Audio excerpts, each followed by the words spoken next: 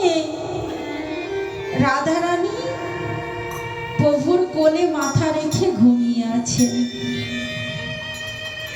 তখন শ্রীকৃষ্ণ দেখলেন আমার ডাক এসেছে, আমার তো নদিয়ায় যেতে হবে। অদ্বৈত আমারে ডাকছেন, আমি যে নবদ্বীপ ধামে যাব, তার আগে আমি যে নদিয়ায় যাব, কি বেশ ধারণ করে যাব, সেই বেশটা আমি রাধারানীর একটু দর্শন করাই। রাধারানী আমার প্রভুর কোলে মাথা রেখে ঘুমিয়ে আছেন। ঘুমিয়ে থাকতে থাকতে হট করে চিৎকার করে উঠলেন, প্রাণনাথ!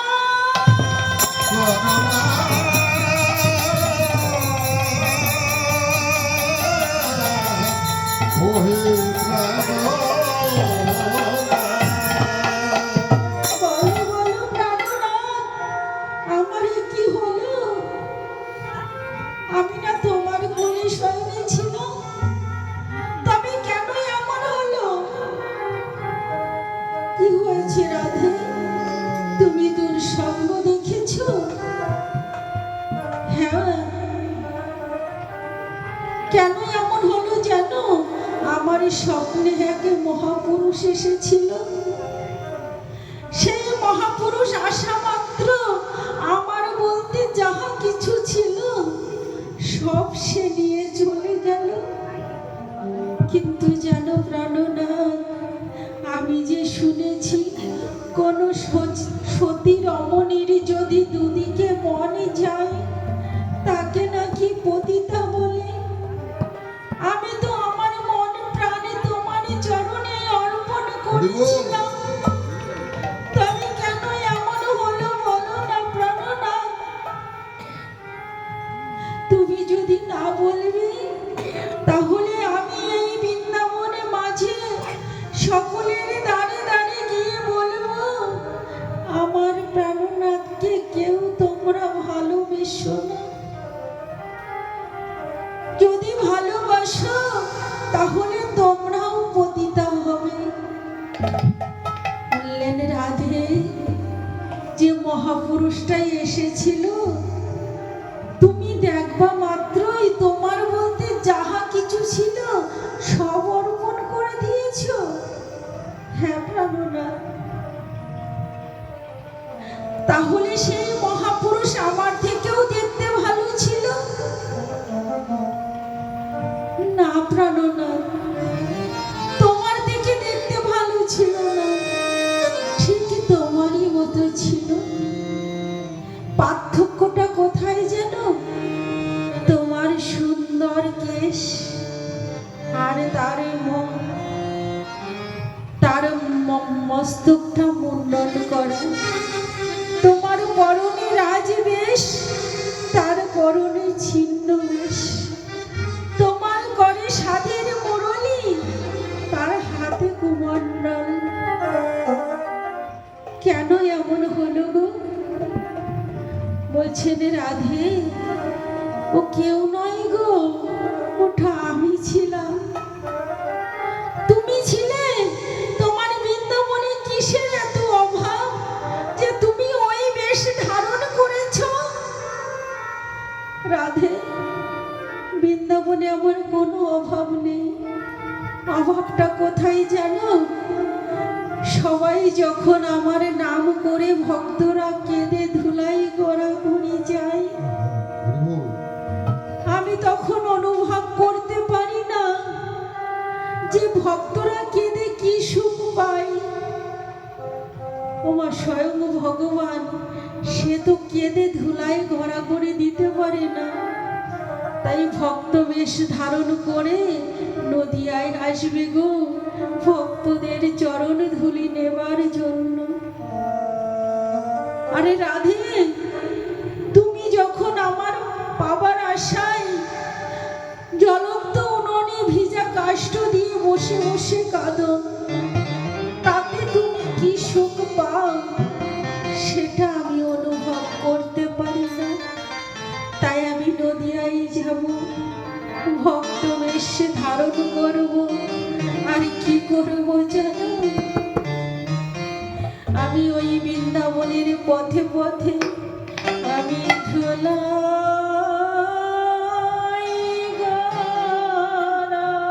গড়া গড়িয়ে দেব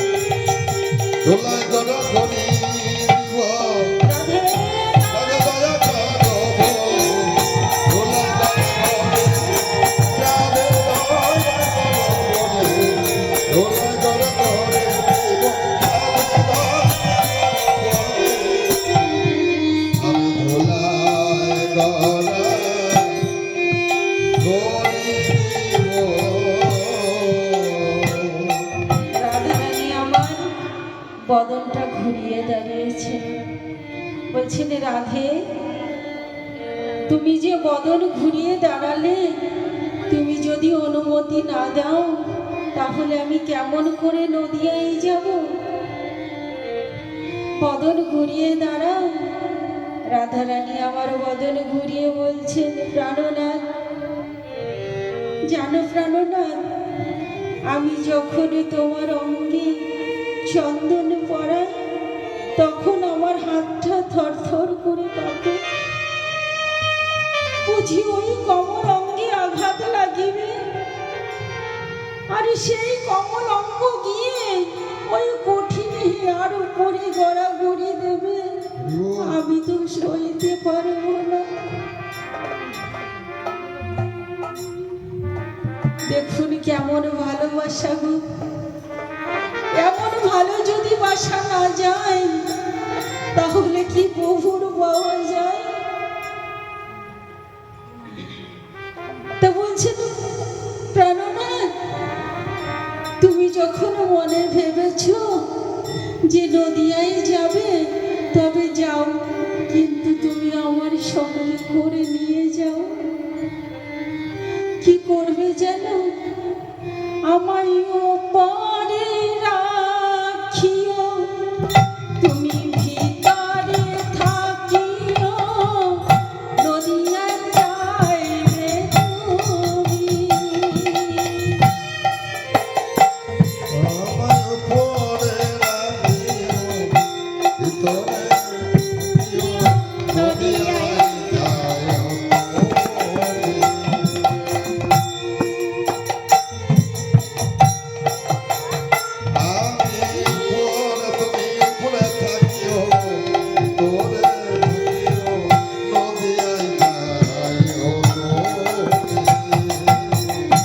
অঙ্গে ধোলা লাগবে না গো, অঙ্গে ধোলা লাগবে না গো, বক্ষ মাঝে ধরে রাখবো, অঙ্গে ধোলা লাগবে না গো, বক্ষ মাঝে ধরে রাখবো, অঙ্গে ধোলা লাগবে না গো। হিয়ার মাঝে ধরে রাখবো, অঙ্গে ধোলা লাগবে না গো। হিয়ার মাঝে ধরে রাখবো, অঙ্গে ধোলা লাগবে না গো। বক্ষ মাঝে ধরে রাখবো,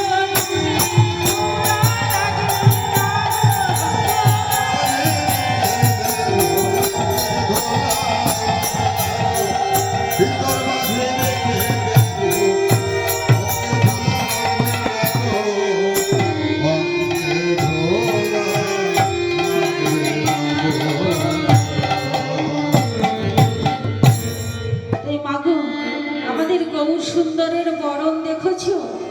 গায়ের রং দেখেছো কেমন গো? গৌর সুন্দরের গায়ের রং কেমন? ও বাবা, ও বাবাজি, গৌর সুন্দরের গায়ের রং কেমন?